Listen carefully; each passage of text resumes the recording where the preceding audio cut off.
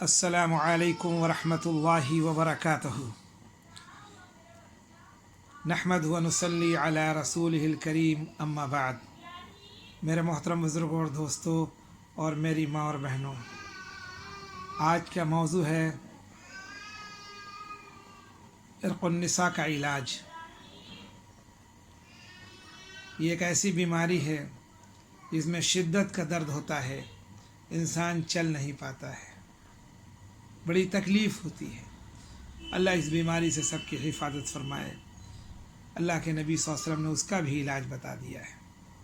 حضرت انس بن مالک رضی اللہ تعالیٰ عنہ فرماتے ہیں کہ میں نے رسول اللہ صلی اللہ علیہ وسلم کو فرماتے ہوئے سنا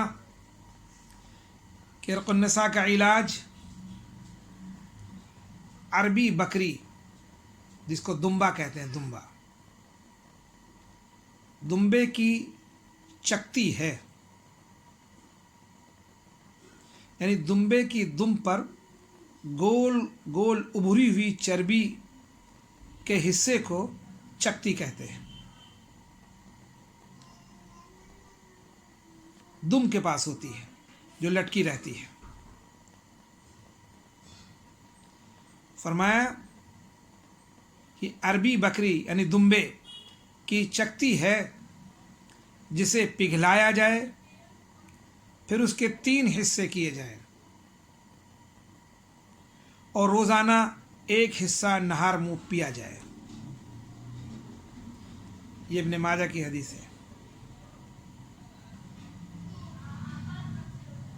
اللہ تعالیٰ اس حدیث پر عمل کی توفیق عطا فرمائے، اور جو اس مرض میں مبتلا ہیں اللہ سب کو شفائے کاملہ عاجلہ مستمرہ نصیب فرمائے۔ آمین اللہم آمین۔ اللہ ہم سب کو عمل کی توفیق عطا فرمائے۔ وآخر دعوانا ان الحمد للہ رب العالمین۔ السلام علیکم ورحمۃ اللہ وبرکاتہ۔